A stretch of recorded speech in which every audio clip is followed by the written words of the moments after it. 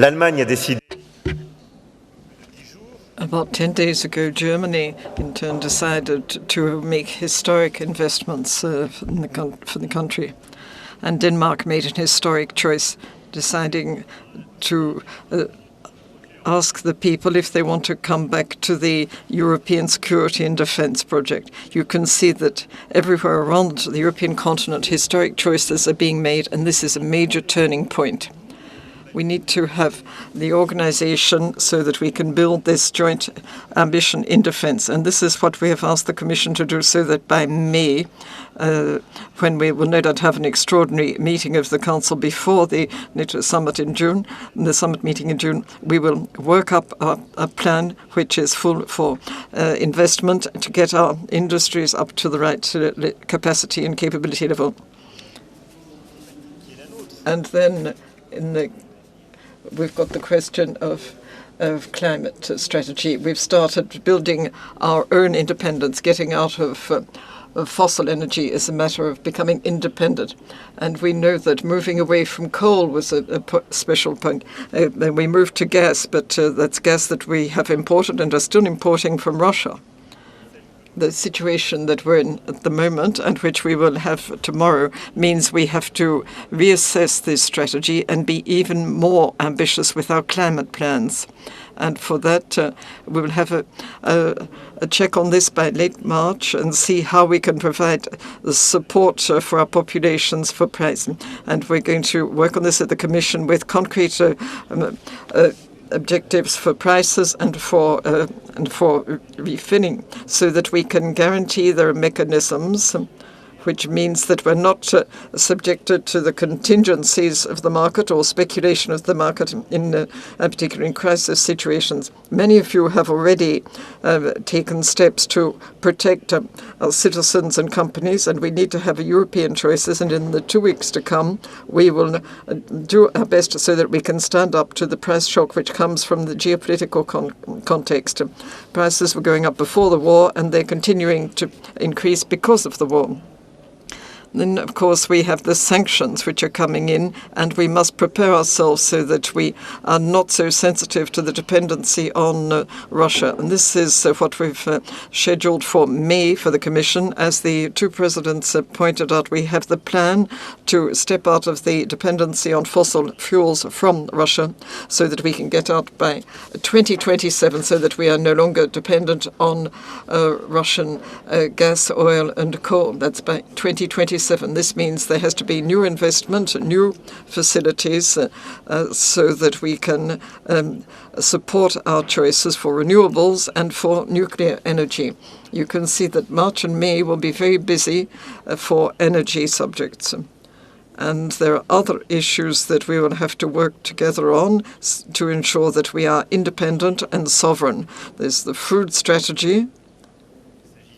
And whether we're talking about wheat or maize or grain crops in general, we know that Ukraine and Russia are two huge markets.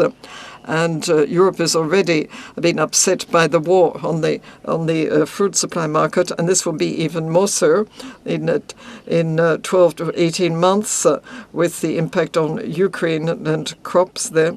And there will be a major disturbance to food supplies in feed supplies. So we have to strike a new balance and look at food production so that we can have autonomy for our food production and for protein production. And we must reassess the strategy for Africa, because a number of African countries are going to be hit by famines in the next 12 to 18 months because of this war. Then there's the sovereignty for other commodities and raw materials, for rare materials.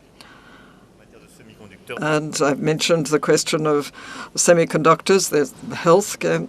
I won't go through the whole list, but we have this agenda. We will be going through this in the months to come with very concrete proposals for investments which will make it possible to have more sovereign and more independent Europe.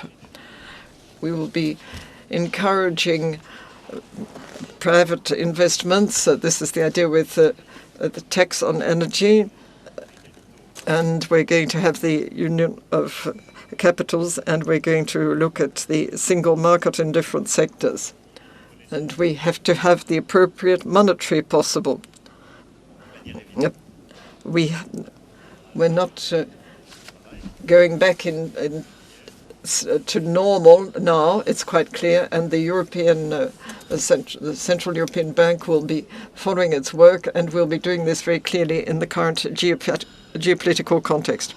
And we'll have national investment policies to protect us from the impact of the war, to fund our solidarity, to fund our resistance to the impact of the war, and to defend our sovereignty. But the next point is that we need to have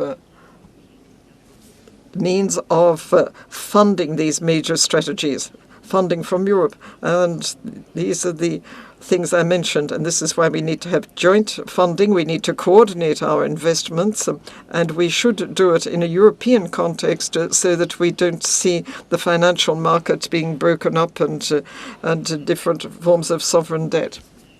And this is what we've been working on as our strategy, and we'll be working on it for the months to come. And here we will have to be acting together, acting swiftly, and with a spirit of responsibility.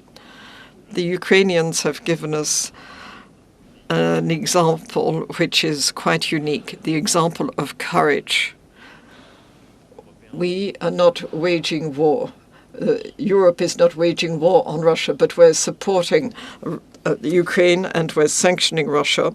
But we must have the courage to make historic decisions to see that the defense of democracy and our values has a cost. The choice of independence has a cost. And sometimes we have to go back on some of the dogmas that we'd been following for years, the different habits and the ways of organizing things which we had.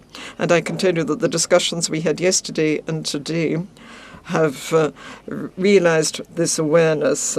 And we can see there's a real ambition here from the Europeans here in Versailles to advance in that direction. And I would like to conclude on that. We started the work yesterday by extending thanks to some of the colleagues, and I would like to say this to the President of the Commission, because here in Versailles it's a very historic site which the French, of course, love above all, and which we're very proud of, and we see it and it's known around the world. But it's a site which is also the site of diplomatic defeats. It's the site where we lost peace at the end of the World War. And we were there with an ambition to humiliate and divide Europe with the Treaty of Versailles.